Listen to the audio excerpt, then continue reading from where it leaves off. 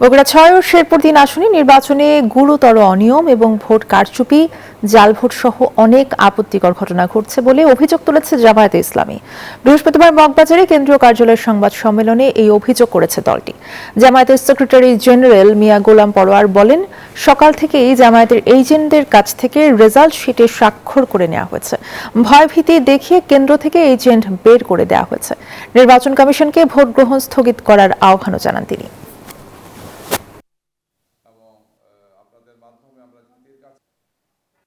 যারা আমাদের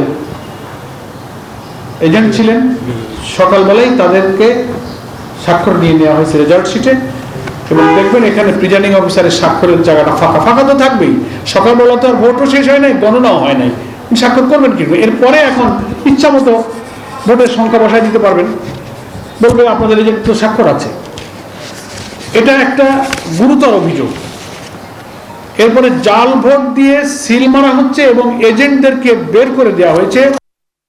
Bashundhara public school and college 2026 শিক্ষাবর্ষে ভর্তি চলছে।